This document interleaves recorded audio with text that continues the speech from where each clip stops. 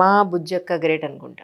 నిజంగా ఒక అక్క తమ్ముడు మధ్య లేదా అన్నా చెల్లెల మధ్య అంత అభిమానం మనం చూడగలమా బయట అనిపిస్తుంది సార్. నేనైతే ఈ మధ్యకాలంలో చూడలేదు, చాలా తక్కువ. అసలు ఎంత చద్దన్నం కూడా ఎంత ప్రేమగా తింటారో ఇద్దరు. వాళ్ళిద్దరు సిస్టర్ అండ్ బ్రదర్, వాళ్ళ ప్రేమ చూడాలి ఆ షార్ట్ ఫిల్మ్ లో. మీరు చూసారు లేదు నాకు తెలియదు, అది చూసిన ప్రతిసారి కళలోంచి నీళ్ళు తిరుగుతాయి. నిజంగా అలాంటి తమ్ముడో అన్నయ్యో ఉంటే ఎంత బాగుంటుందో అని. ఈ రోజులో ఎక్కడ సార్ అసలు చెల్లెలు కష్టంలో ఉంది లేదా అక్క కష్టంలో ఉందంటే అమ్మ బాబాయ్ కాల్ చేస్తే మన మీద ఎక్కడ పడిపోతారో వచ్చనే భయంతో వాళ్ళు వస్తే నేనేం చేయాలని వీళ్ళు చాలా గ్యాప్ పెరిగిపోతుందని అంటారు. మీరేమంటారు సార్?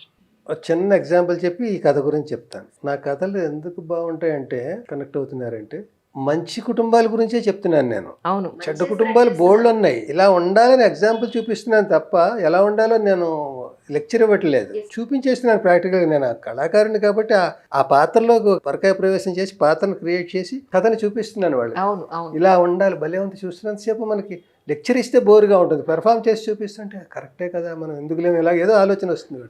లాల్ బహదూర్ శాస్త్రి గారు ఆ రోజుల్లో ప్రతి నెల రాగానే జీతం ఫస్ట్కి భార్యకి ఇచ్చేస్తాడు. ఆయన 50 రూపాయలు జీతం. ఓ నెల అలా 50 రూపాయలు ఇచ్చేసి దిగులుగా ఉన్నాడు. ఇచ్చేసి మర్చిపోతాడు, ఆవిడ చూసుకుంటుంది కదా, ఇంకా హోమ్ డిపార్ట్మెంట్ కదా, నాకెందుకు ఇది, నేను ఆఫీస్ అది చూసుకోవాలి నేను అనుకుని, ఏంటి డల్గా ఉన్నారు జీతం రోజు, నేను టెన్షన్ పడాలి 50 రూపాయలతో ఎలాగ సిద్ధాలని, మీకెందుకు టెన్షన్ ఉంది. 50 రూపాయల ఖర్చు అవసరంగా వచ్చింది అర్జెంటుగాను, ఏం చేయాలని ఆలోచిస్తున్నాను అంటే, ఇప్పుడు 50,000 5 లక్షలు అనుకోండి. అంటే లోపలికి వెళ్ళి 50 రూపాయలు పట్టుకొచ్చి ఇచ్చింది. 15 రూపాయల నోట్లు. వీడు షాక్, అదేంటి జీతం 1వ తారీఖు అయితే 2వ తారీఖు డబ్బులే ఉండవు మన దగ్గర, నువ్వు 50 రూపాయలు ఎలా పట్టుకొచ్చి ఇచ్చావు నువ్వు అంటే, కొంచెం తెలివైన దానండి నేను, మీరు ఇచ్చే 50 రూపాయలు అక్కర్లేని ఖర్చులు ట్రిమ్ చేసేసి 45 తోటే సరిపెట్టి 5 రూపాయలు దాస్తున్నాను. గ్రేట్, మళ్ళీ వస్తాను ఇప్పుడే ఉండని వెళ్ళిపోయాడు. అదేంటి ఎక్కడికి వెళ్తున్నావు అయ్యా బాబు అంటే, ఆఫీస్కి వెళ్ళిపోయి, ఏమండి మీరు నాకు నెలకు 5 రూపాయలు అనవసరంగా ఎక్కువ ఇస్తున్నారు. అయ్యో నారాయణ నారాయణ రామ, అయ్యో ఎక్కువ ఇస్తున్నారు మీరు, నాకు 45 నా ఖర్చు, ఇక్కడ నుంచి నా జీతం 45, 50 ఇస్తే ఒప్పుకున్నాను. 5 రూపాయలు ఎంతమందికి ఉపయోగపడుతుంది, నాకెందుకు ఎక్స్ట్రా ఇవ్వడం, మా ఇంట్లో మురుగుతోంది డబ్బు అంటే.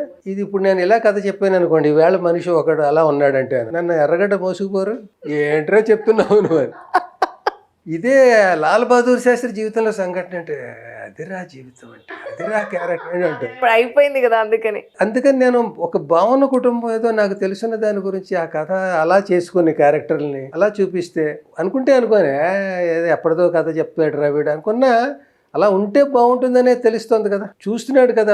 కథ అంటే 2 లైన్లు చదివి పెట్టేసి, అది విజన్ పెర్ఫార్మెన్స్ ఉంది, ఏదో చెప్తున్నాడు, డైలాగులు ఎక్కడెక్కడ బాగా ఉంటున్నాయి, ఆ మెసేజ్ ఉంది, ఇవన్నీ చూశాక ఒక ఫీల్డ్లోకి వెళ్తాడు కదా. భలే ఉందరా ఈ రోజులు. మిగతా సమాజాన్ని తిడతాడు వాడు ఒకడు బయటకు వచ్చేసి, సమాజం పాడైపోయింది కానీ అలా ఉంటే బాగుండని మళ్ళీ మనిషి ప్రతిసారి అనుకుంటాడు ప్రతివాడు. ప్రకృతి అంతా ఒకటి, నేను ఒక్కడిని. వీడు కెమెరామెన్, డైరెక్టర్, ఇదంతా సినిమా మ్యాటర్ అనమాట.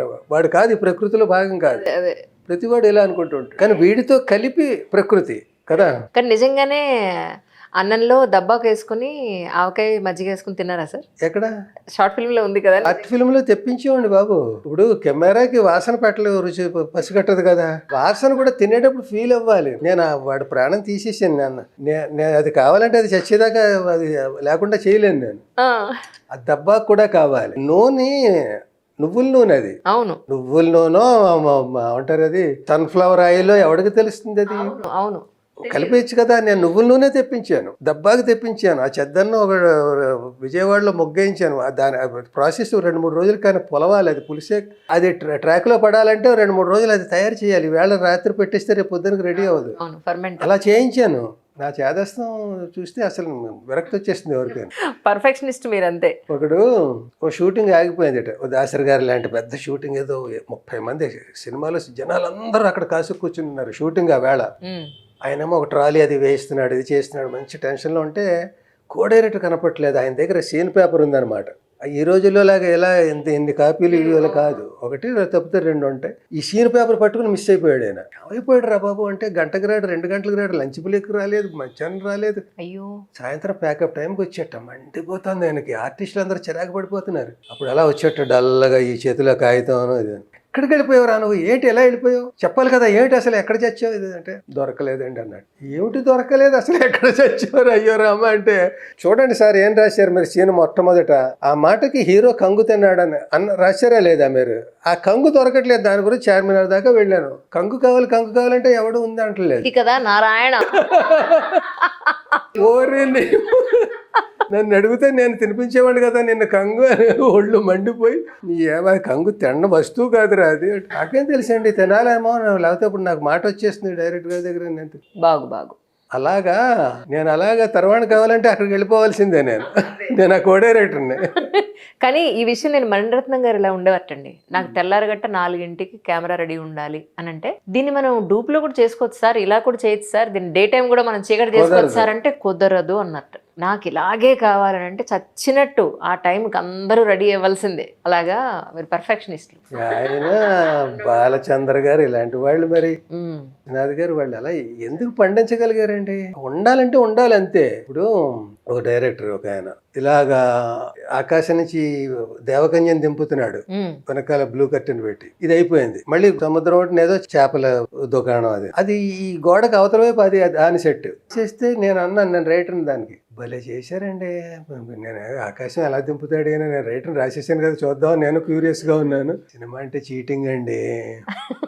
కానీ అవునా చీటింగ్ అలవాటుపోతే ఒరిజినల్ ఉన్నా కూడా చీటింగ్ చేయబుద్ధి అవుతుంది, మనకి అలవాటు అయిపోతాం. అలాగా నాకు అది కావాలంటే ఒరిజినలే కావాలి, అలా చేస్తేనే అది దాని మజా.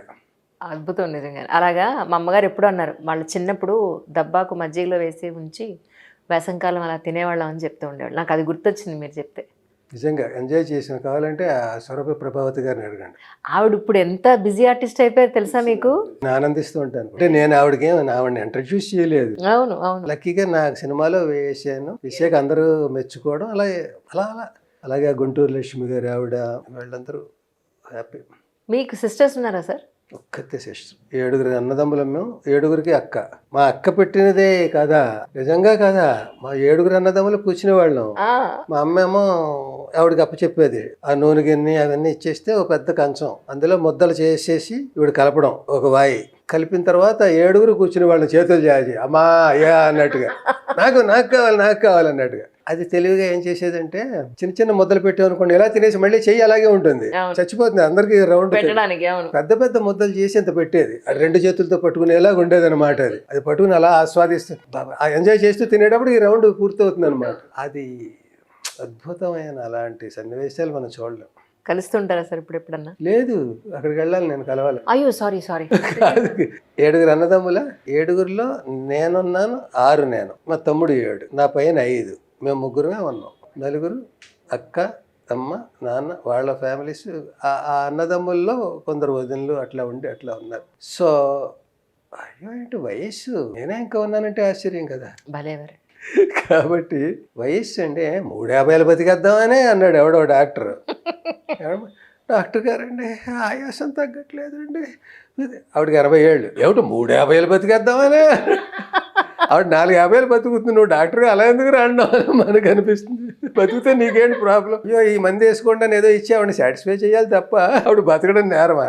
అలాగా వెళ్ళిపోయారు అందరూ, వాళ్ళు 50 అయిపోయాయి. మనం ఇలా మాట్లాడుతున్నాం కదా, మధ్యలో ఏవేవో వెళ్తున్నాయి, అయ్యో రామాలు వస్తున్నాయి కదా. అవును, ఇవి జనానికి ఇంట్రెస్ట్ గా ఉంటాయా లేకపోతే? ఉంటాయి సార్. నాకు అదో డౌట్ ఎప్పుడూను. ఇప్పుడు నన్ను అంటారు, అంత పెద్ద ఆయన ముందు కూర్చుని ఆ ఈకేకలు ఏమిటి పక్కపక్కలు ఏమిటి కొంచెం వాయిస్ తగ్గించని అని పెడతారు, చూస్తుండండి కింద కమెంట్స్. అవి మీకు అలవాటే, మా ప్రేక్షకులుగా మాకు అలవాటే. మీ ధోరణి మీదే, వాళ్ళ ధోరణి వాళ్ళది. ఎంతమందిని చూసారు మీరు? నేను చూసి అలాగే ముందులో ఆశ్చర్యపోయేవాడిని, వీడు ఎందుకు అలా ఉంటుంది, సబ్మిసివ్ పిచ్చిన నవ్వుతున్నట్టుగా ఉంటుంది ఏంటి అని. టాలెంట్ అండి బాబు, చాలా బాగా ఎంజాయ్ చేస్తాను సార్. నిజం మీరు మాట్లాడుతున్నారు, నేను ఇన్వాల్వ్ అయిపోతా అందులో.